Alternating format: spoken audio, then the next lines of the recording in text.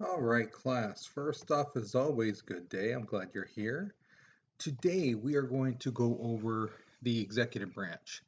Um, since this is the last week of the school, I should say last week of the work that you guys are going to be doing, I basically crunched up the entire executive branch section into one day. So there's a lot of stuff not mentioned, and there's a lot of stuff that I wish I could teach you guys, but it's like I don't have enough time, you know. So let's go over today's objectives. So we're going to analyze the importance and amount of positions that are created by the executive office. A lot of people just think that the executive branch is the president and vice president. That's not the case. There's a lot of different positions. The next objective is we're going to examine the requirements needed to be president. Now, some of these requirements, they might shock you. Um, some students were actually really shocked to see what was required, you know. And then we're going to create an argument on whether a president should be allowed to run more than 2 terms.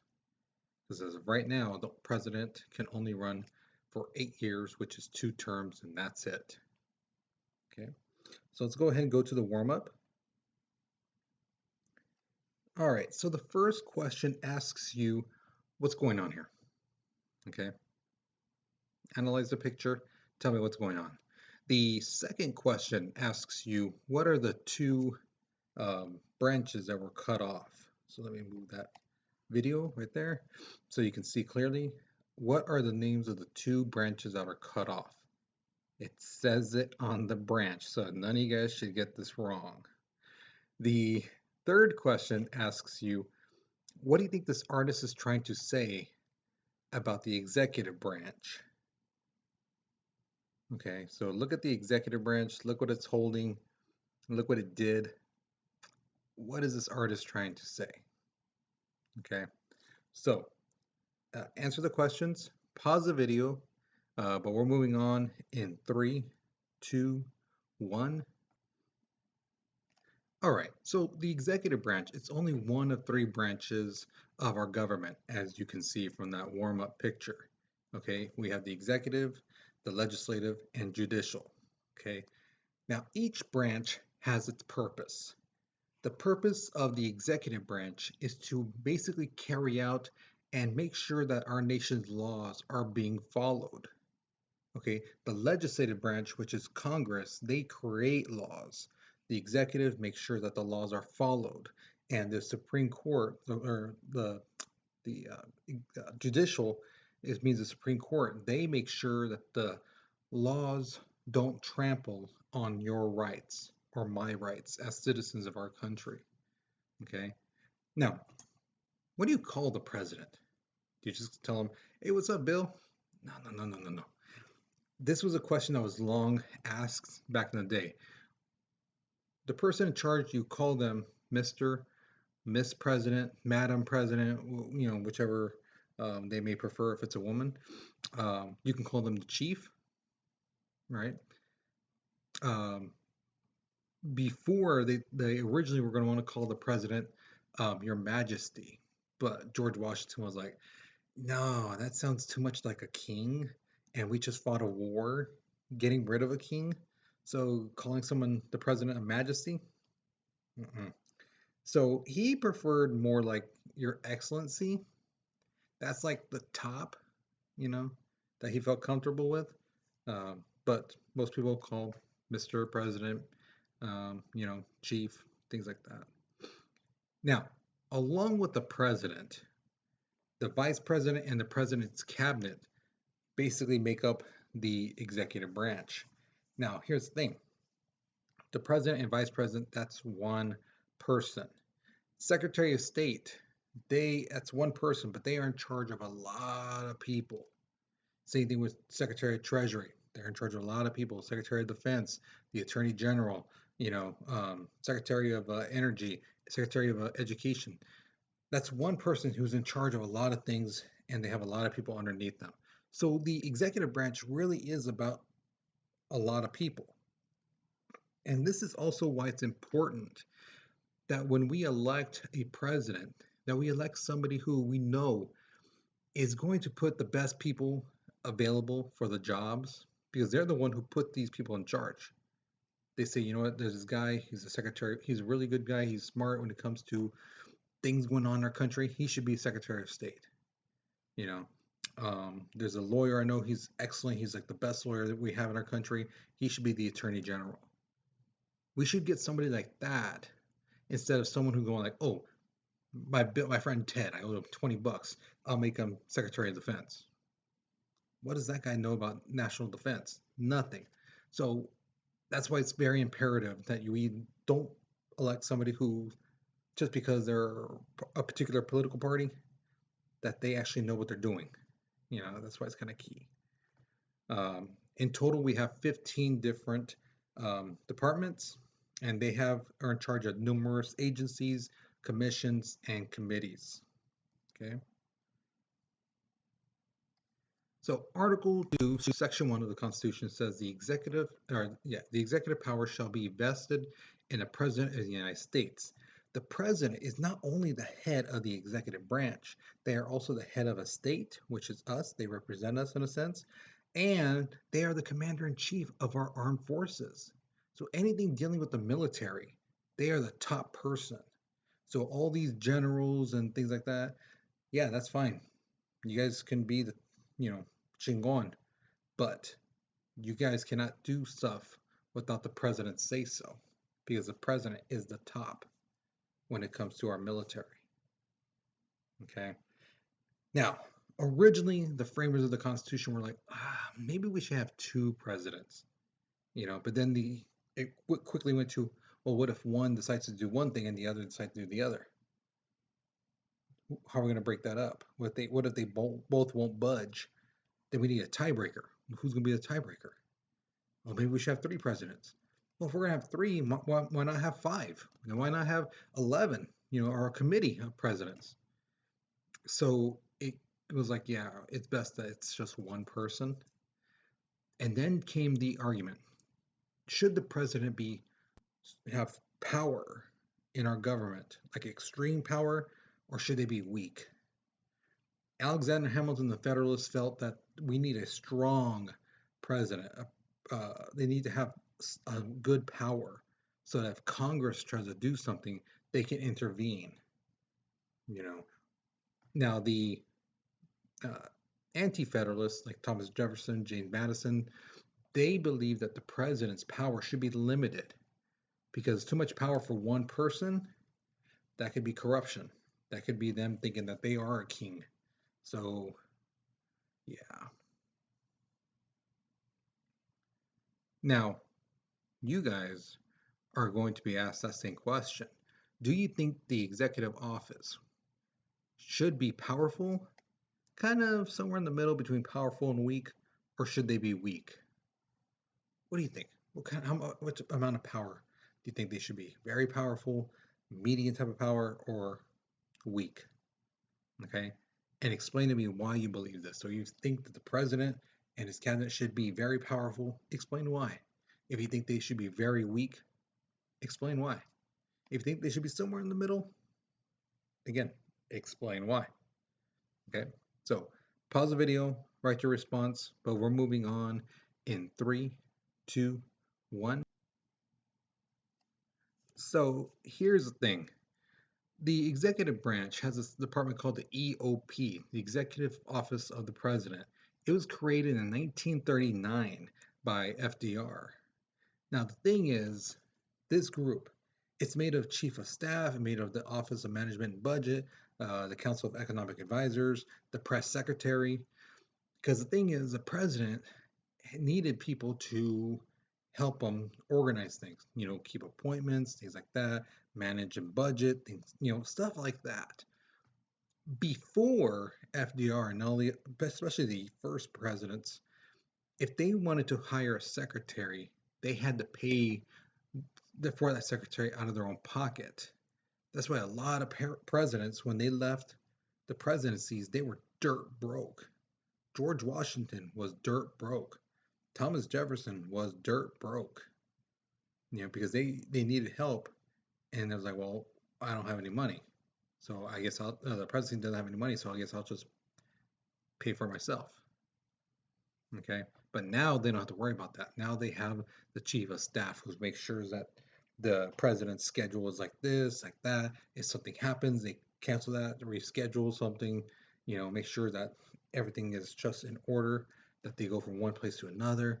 The press secretary, they handle the press, they talk to them instead of the president doing that. Okay. Now, Article 2 of the Constitution specifies that a president should be elected to a term of 4 years. So when you hear one term, that means 4 years. If you hear two terms, that's 4 and 4, which makes 8 years. Now, what does it take to become president? Well, under the Constitution, it says you have to be a natural born citizen, meaning you have to be born on American soil, American territory. Okay, if you are 10 feet away from the border, right, you're no longer on American land, you're like 10 feet away. If you're born out there, you are not an American citizen. Okay, you have to be born on American soil, and that includes you can be born on the military base because that's American soil. So let's say you're in Germany, you have a kid, you're stationed in Germany, you're on the base. That is American land. So technically, they are an American citizen. If they are born on a German hospital, technically they're not a natural born citizen. They have to be born on American soil. There's some legal ways around it, but according to the Constitution, they have to be born on American soil. They have to be at least 35, and they have to be living in the United States consecutively for 14 years from when they run. Okay. So they have to be in the United States living for 14 years consecutively. The thing is, if you notice, they don't mention anything about education, huh? They don't. It doesn't say you have to be a doctor. It doesn't say you have to be a lawyer. It doesn't say anything you have to have a certain degree. It doesn't say any of that stuff. If you're born here, you're 35, and you've lived here for 14 straight years, you can run for president. Okay? We've only had one president who has ever served more than 2 terms. That's FDR. He actually ran 4 times. He won 4 times. But before he could take the oath of office for the 4th time, he died. All the other presidents before, a lot of them didn't do any more than 2 terms out of respect for George Washington. Because George Washington said, hey, any more than 8 years, and you're basically making a living on this. And you're basically trying to be like a king. And he's like, we just fought a war getting rid of a king. Why continue on? He could have easily been there, another 2 terms. He could have been there for 20 years if he wanted. But the thing is, he realized, no, this is what's best for the country. A new president. Okay. In 1951, the 22nd Amendment was ratified, which limits the president to 2 terms. And that's the way it still is to this day. So here's your next question. Do you think that it's a good idea to limit a president to 2 terms? What do you think? Do you think it's a good idea? So think of like the best president, think of the worst president, and then be like, well, is it good that they're only limited to 2 terms? So that's for you to decide. So pause the video, write your response, but we're moving on in 3, 2, 1. So the power of the president is somewhat vague under the Constitution. It doesn't say, a lot of the time, it doesn't say that they can do this, they can't do that, they can't do this, they can't do that. It's very worded so that it's room for interpretation. Okay, but there are some things that are straight up like this is the way it is. A great example is treaties. Okay, these are basically negotiations of peace between 2 countries. In this case, the United States and whichever other country around the world. The Senate It says in the Constitution the Senate has to approve the treaty by 2/3 majority. Okay, majority of the time, the Senate says okay to the treaty. There's only been 2 times where they said no. One time was during the Treaty of Versailles at the end of World War One, mainly because the treaty said that a League of Nations should be formed and that the United States, was going to be part of it. American citizens were like, no. The League of Nations was supposed to be created to prevent any more world wars from happening, any more future wars. Um, but the thing is, a lot of Americans were like, well, what do we give a crap about what's happening in Europe? Let's focus on us. If they do some stuff over there and cause a ruckus, that should be on them. It should be on us. We shouldn't be pulled into their fighting because they want to, act stupid. So the Senate declined the Treaty of Versailles. The second one is the SALT Treaty, the Strategic Arms Limitation Treaty between us and the Russians during the Cold War. Basically, it's saying, hey, both of us agreed to lower the amount of weapons we're making because we are making bombs like crazy, the both of us. And this treaty basically said we're going to stop or lower the amount that we're making. There was a lot of Americans were like, we can't trust the Russians. If you tell them, hey, let's limit the amount we're going to make, they'll smile at you and say, yes, yes, great idea. But then they'll turn their back, and create more weapons while we make less. So the American people said no to that. That was in 1979. That was the last treaty the Senate rejected. All right, so here's the thing. Why do you think it's important for Congress to approve of treaties? Who do they represent? You know, that should really help. And I did say a couple times during those examples, so you may want to go back and listen. I said a couple key words in there about why it's important for Congress to approve those treaties. Why should they have to approve it? Okay, so pause the video, but we're moving on in 3, 2, 1. Okay, so another thing is the president has the authority to propose legislation, which means laws. Usually the president outlines his agenda at the State of the Union address. Okay, this is usually done in January. It's a joint session of Congress. I love watching these because this is a time where you see how people play politics. So when the president says something like, "We should lower the amount of guns that we create. We should, excuse me, we should do register checks on people, see if they're responsible to have a gun." You'll see one side start clapping, standing up. The other side gonna be like this, arms crossed, things like that. But once in a while, it's funny because some presidents will throw a little curveball. They'll say something that each side should be standing up on. Like, the United States is the greatest country in the world. We do so much for the world. We are awesome. Our citizens are amazing. And you'll see that again, that president's political side stand up and cheer. And then you'll see the other side kind of like, oh yeah, they said something good, something we're supposed to clap on. We agree, yeah, yeah. So you'll see some of them kind of delay, like, do we clap? Do we not clap? I mean, he said that. I believe in it, but do we stand up? Do we stand up? It's really funny. You should really watch it next time it comes up. The other power the president has is a veto. What a veto is basically the president saying, I don't like this law. Okay? This is where some people think that the president has too much power. Because let's say Congress passes a law. It comes to the president's desk. Here it is. He gets it. He goes, I don't like this. I veto it, meaning he doesn't agree with it. So instead of it dying, instead of that's it, okay, that's the end of it. No, that's not what happens. What happens is that this bill goes back to Congress. And if they get 2/3 majority to vote on it, it passes.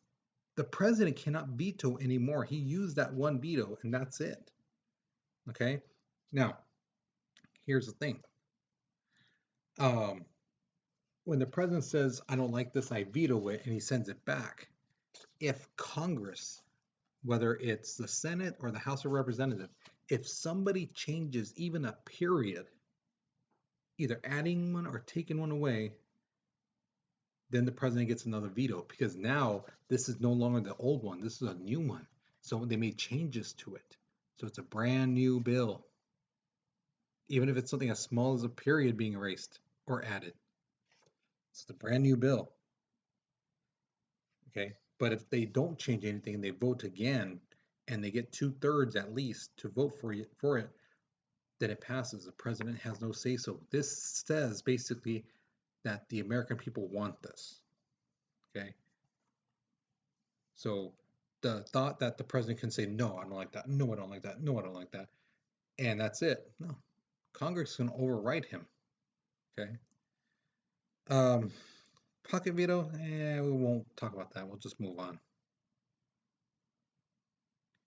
So here's my question to you. Do you think the president should have an unlimited amount of vetoes, or should they be given a limit, like let's say 80 vetoes a year? Okay. Now here's the thing, you have to remember, that might sound like a lot, like 80 vetoes. Geez, there's hundreds and hundreds of laws that go through Congress. So do you think he should be limited, or do you think he should be getting as many vetoes as he needs or she needs? Okay. And why do you believe this? Okay. So pause the video, write your response, but we're moving on in 3, 2, 1. Now, this next section is the part where a lot of people feel that, hey, this is where the president is too powerful. The first one is inherent powers, and those are referred into the Constitution. It's based on the major role that the Constitution gives the president in foreign policy. Basically means he's authority to negotiate treaties and to appoint and receive ambassadors.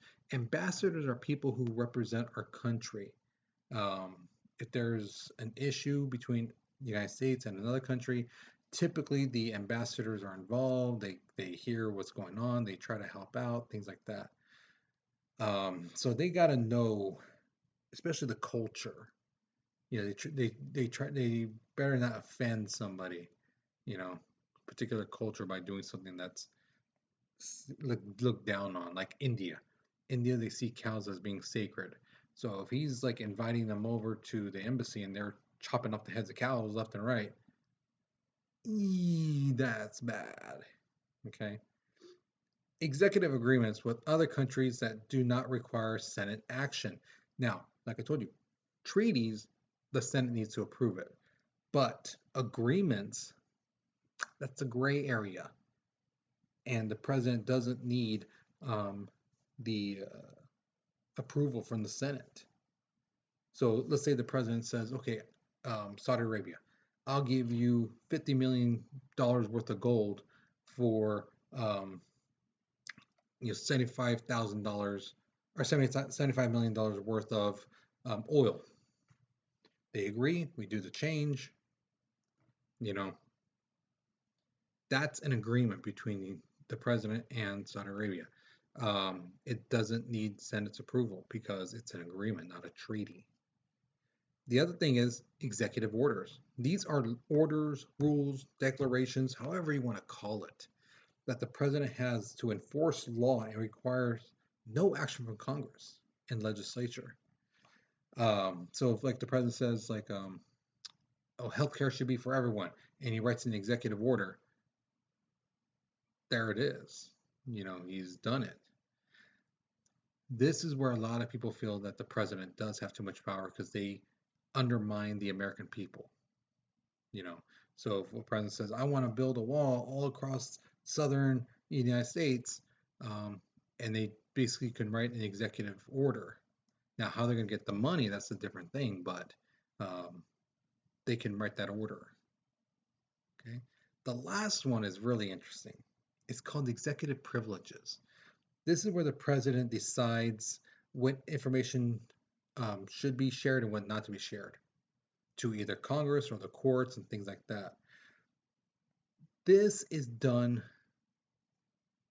primarily to protect the president from sharing, or even his staff from sharing things that might hurt international relationships, our nation's security, So they have things like that in place, but some presidents take advantage of this. Good example is President Nixon. He had tapes in his office. He bugged his own room, bugged his phone call, so they recorded everything. And when he had the uh, some people break into the rival political parties' headquarters during an election to see what they were doing and things like that, he knew about it. And he denied it. He denied it, said, no, I don't do nothing about that. I was never part of that. And on the tapes, he did mention it. He was like, well, what are we doing there? And he goes, oh, I had no idea about this thing. And on the tapes, it's quite the opposite. He's talking about it. You know, the president then says, you can't have those tapes because on those tapes, we talk about our dealings with Russia, our dealings with India, our dealings with Britain, you know, So that's executive privilege, and a matter of national security. So that's what he tried to do. So, in your opinion, on the executive privileges clause, do you think the president should be able to use this anytime? Be like, hey, you guys don't need to know about this. Just, you know, trust me, you don't need to know about this. Or do you think that we at least deserve an explanation? Why shouldn't we hear about this? Why are you being quiet about this? Okay, so let me know what you think. So go ahead and pause the video, but we're moving on in 3, 2, 1. All right, so we're almost finished. Here's the line of succession. If the president dies, who's next? Well, it's the vice president, obviously. If something happens to the vice president, then it goes to the Speaker of the House. Again, something happens to them, President pro tem of the Senate, then Secretary of State, Treasury, Defense, Attorney General, Secretary of Interior, Agriculture, Commerce, Labor, Health and Human Services. It keeps going down, down, down, down, all the way down to the last person right now, which is the Secretary of the Homeland Defense. Why is that person at the bottom? Because that's the newest position that was created. It's not made to be like, well, this person's more important than this, so we're going to, arrange the list. No, it was basically like when they first made this list, it was like which one came first. Okay, boom, boom, boom, boom, boom. All right. And then when the new jobs started coming in, they just, okay, well, let's put that one there. If this person, last person on the bottom dies, then it's this person. And they just kept doing that. So it's not a matter of who's more important than the other. It was which positions were created first.